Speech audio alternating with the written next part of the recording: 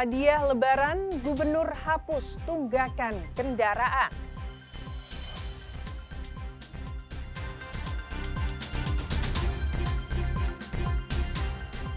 Diskon tarif tol 20% bagi pemudik.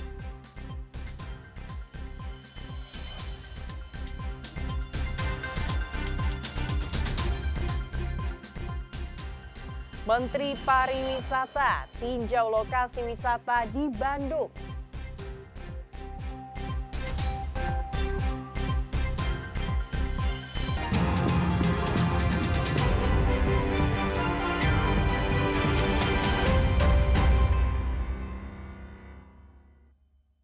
Selamat pagi saudara, selain ketiga informasi utama tadi, kami masih memiliki informasi menarik lainnya.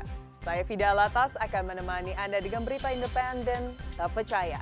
Kita simak Kompas Jabar selengkapnya.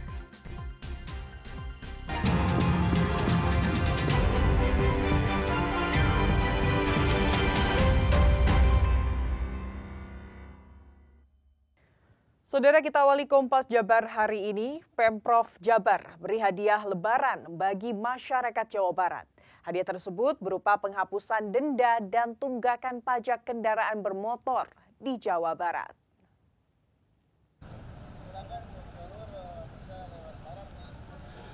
Pemerintah Provinsi Jawa Barat memutuskan untuk menghapus denda dan tunggakan pajak kendaraan bermotor sebagai kado Lebaran untuk masyarakat.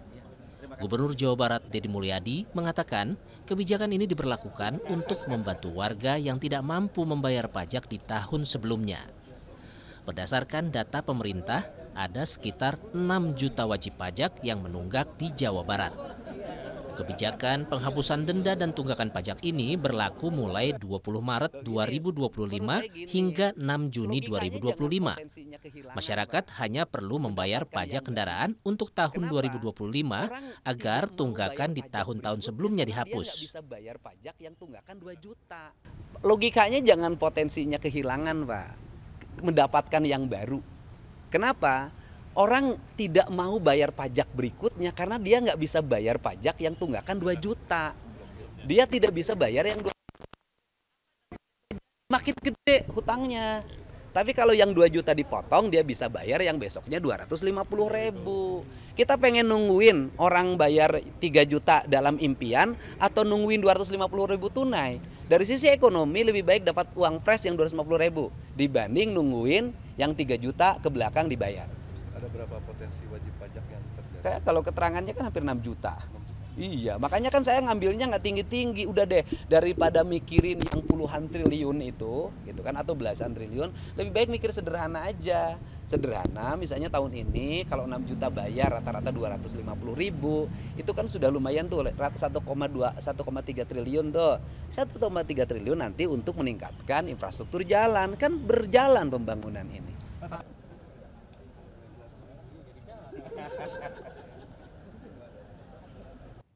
Satu lagi kabar baik bagi warga yang akan melakukan mudik lebaran, saudara.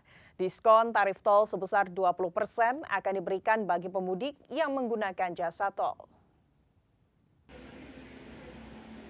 Diskon tarif tol mulai berlaku pada tanggal 24 hingga 28 Maret untuk rute Jakarta-Semarang di ruas Trans Jawa dengan ketentuan bagi kendaraan yang berjalan meneruskan dari gerbang tol Cikampek Utama hingga gerbang tol Kalikangkung Semarang.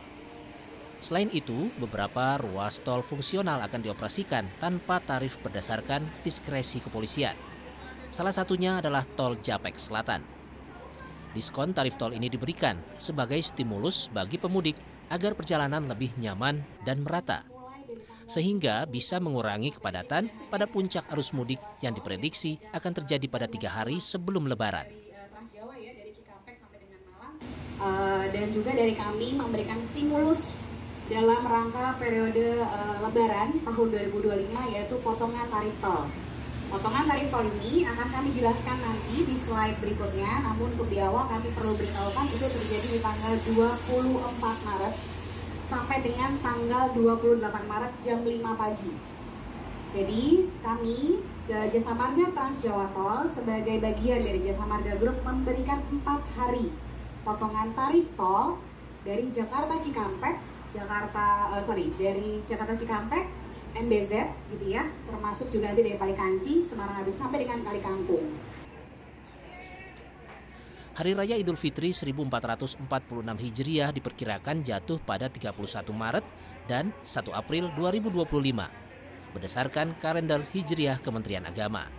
Pemerintah menetapkan cuti bersama selama 4 hari disertai kebijakan work from anywhere bagi ASN pada tanggal 24 hingga 27 Maret 2025 untuk mengurangi kepadatan arus mudik.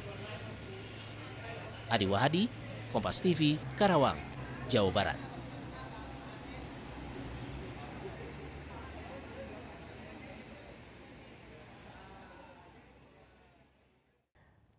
Menteri Pariwisata Widianti Putri Wardana meninjau sejumlah destinasi wisata di Kota Bandung guna memastikan kesiapan dalam menghadapi libur Lebaran.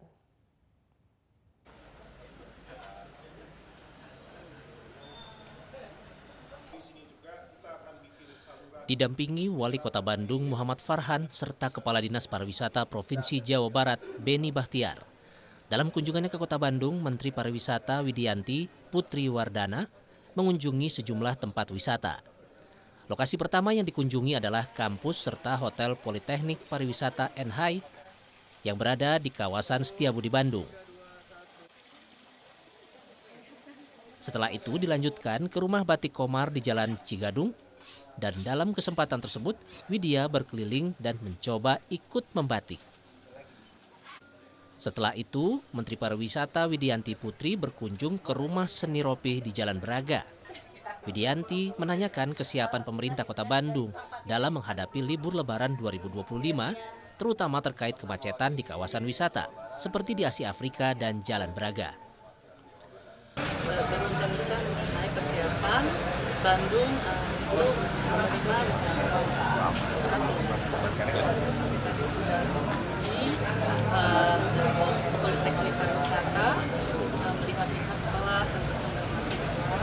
Di sana juga kami melihat hotel ya, NHI. Ya, itu bagus sekali untuk teman-teman yang datang ke Bandung sekalian bagaimana Politeknik bisa praktek. Wali Kota Bandung Muhammad Farhan menegaskan bahwa Kota Bandung siap menyambut wisatawan selama libur Lebaran mendatang. Farhan memastikan pihaknya akan bekerja maksimal agar wisatawan merasa nyaman. Yang sangat lebih kepada Kota Bandung karena Kota Bandung adalah salah satu destinasi utama untuk wisata di Indonesia.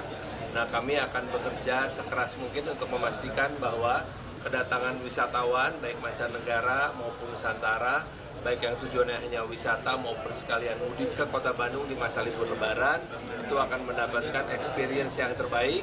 Kami akan bekerja keras bersama jajaran dinas, jajaran camat, bahkan para anggota DPRD dibantu sama pemerintah Provinsi Jawa Barat itu memastikan bahwa semuanya akan nyaman, aman, dan bahagia.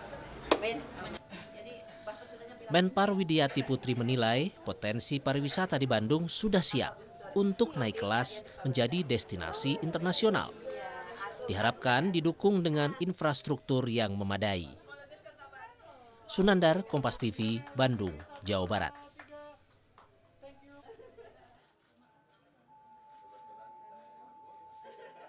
Saudara, satu lagi rumah ambruk di Purwakarta karena pergerakan tanah. Informasi selengkapnya akan hadir usai jeda.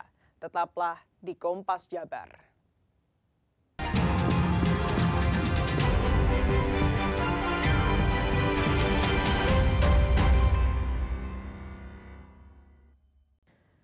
Satu unit rumah warga di perumahan Dian Anyar Purwakarta kembali ambruk akibat pergerakan tanah.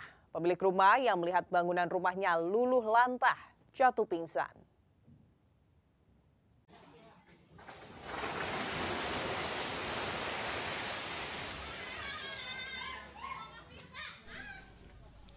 Tanpa diduga, satu rumah lagi di perumahan Dian Anyar, Kelurahan Cisereh, Kabupaten Purwakarta, Jawa Barat, yang mengalami pergerakan tanah kembali ambruk pada Rabu pagi 19 Maret 2025. EM, pemilik rumah yang menyaksikan peristiwa tersebut, tak kuasa menahan kesedihan hingga jatuh pingsan. Rumah EM berada persis di samping rumah Fauzan yang pada Selasa sore 18 Maret 2025 lebih dahulu ambruk. Pak, ini kelihatannya masih gerak-gerak, Pak? Iya, dari semalam juga udah gerak. Tadi pagi subuh juga saya habis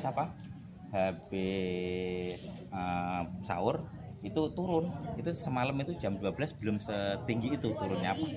Pak, barusan yang pingsan istri atau? Bukan, ini yang punya rumah ini. Sebelah Ini yang punya. Tetangga berarti? Iya, tetangga. Pak siapa? Ibu siapa? Ibu EM Rohaini. Dia juga terdampak siapa ya? Terdampak ini. Jadi 2 rumah ya Pak yang ambruk? Jadi 2 rumah. Ini Bu EM, ini saya Fauzan, Pak Fauzan. Ambruknya 2 bangunan rumah diduga karena rumah itu didirikan di lahan urugan. Kondisi diperparah dengan kondisi curah hujan tinggi yang mengguyur wilayah Purwakarta selama beberapa hari terakhir. Saat ini para korban terdampak terpaksa mengungsi ke sanak saudara. Henry Irawan, Kompas TV, Purwakarta, Jawa Barat.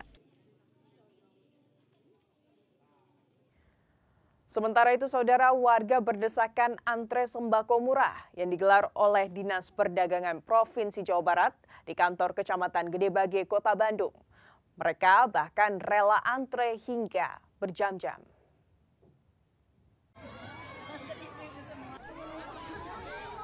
Beginilah suasana warga saat antre membeli sembako murah di Kecamatan Gedebage, Kota Bandung, Jawa Barat. Takut tak kebagian sembako murah, warga berdesakan masuk, bahkan saling dorong. Warga rela antre panjang hingga berjam-jam demi mendapatkan sembako murah. Dengan harga Rp72.000, warga bisa mendapatkan 5 kg beras, 1 kg gula, tepung, serta 2 liter minyak goreng. Ya, lebih murah dari pasaran ini. Harga kayak setengah harga ini aja. Jadi harga mulai normal. Mau beli apa aja tuh? Dikasih apa aja? Ada beras 5 kilo, gula putih 1 kilo, tepung terigu 1 kilo, sama minyak 2 liter. Harganya berapa? Harganya Rp72.000. Rp72.000. Dibanding di pasar kan mahal ya. Beras sama itu juga udah hampir ada 100-an ya. Kalau di sini alhamdulillah ada harga murah, jadi ngantri aja, nggak berbayar ngantri lah, lumayan. Ngerasa terbantu nggak? Alhamdulillah terbantu. Ini nyantri dari jam berapa tadi? Dari jam 7, sekarang udah ada 2 jam mungkin. Iya. Kepala Dinas Perdagangan Jawa Barat, Noneng Komaranengsih mengatakan, operasi pasar bersubsidi ini digelar untuk menstabilkan harga di pasaran, di mana harga kebutuhan pokok meroket setiap memasuki Ramadan dan jelang Lebaran.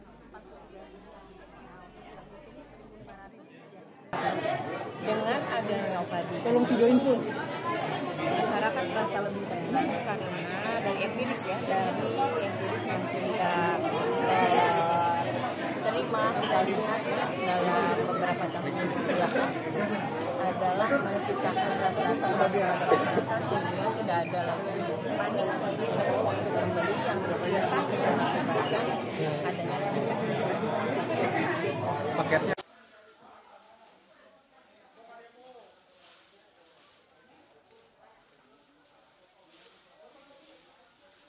Meski tengah menjalani proses hukuman akibat perbuatannya, namun semangat warga binaan tak begitu saja menghilang.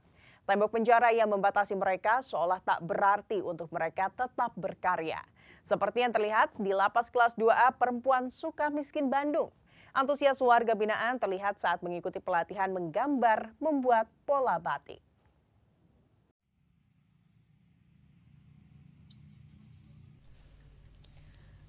Meski baru 7 hari mendapat pelatihan, ratusan warga binaan Lapas Perempuan Sukamiskin Bandung menyambut penuh antusias pelatihan ini. Sebagian terlihat belum memahami cara menggambar tema batik. Namun diakui warga binaan, kegiatan yang baru pertama kali digelar ini menjadi bekal keterampilan untuk mereka apabila nanti kembali ke lingkungan masyarakat setelah bebas menjalani proses pidana. Nantinya, hasil karya mereka akan dikomersilkan dan hasilnya akan dibagikan kepada mereka.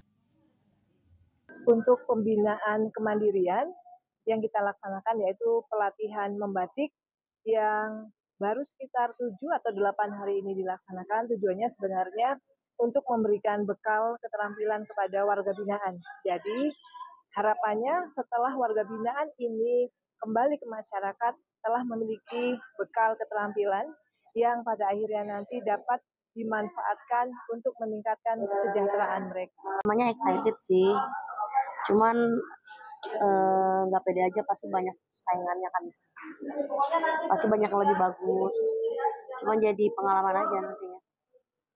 Pesan aku ya luar biasa gitu. Ya dapat ilmu baru ya kan, bisa ngasah potensi lagi gitu, yang tadinya potensinya cuma segini bisa jadi banyak, karena kita kan sama banyak orang di sini, kita bisa ngeliat, belajar. Pelatihan pembuatan batik ini diadakan sebagai bagian dari pembinaan kepada warga binaan agar dapat melatih kemandirian diri sekaligus menjalankan program Presiden yang membantu menciptakan lapangan kerja bagi warga binaan saat mereka bebas nanti. Mereka sudah memiliki satu keterampilan. Lapas kelas 2 Perempuan Bandung dalam rangka kegiatan lomba desain kreasi batik bagi warga binaan. Tentu kegiatan ini sebagai salah satu implementasi 13 program akselerasi Bapak Menteri Imigrasi Pemasyarakatan, yaitu terkait dengan ketahanan pangan dan mendorong warga binaan untuk pemberdayaan UMKM. Ini sebagai wujud nyata dan alhamdulillah ini kebetulan di belakang saya ini sebagai salah satu karya warga binaan. Karya kain batik warga binaan ini nantinya akan dijual secara umum di galeri yang tersedia di lapas, serta memanfaatkan hasil karya mereka untuk menjadi salah satu bahan batik yang akan digunakan pegawai dan juga Dirjen Paskakanwil Kumham di Jawa Barat. Abdul Rahim, Kompas TV, Bandung, Jawa Barat.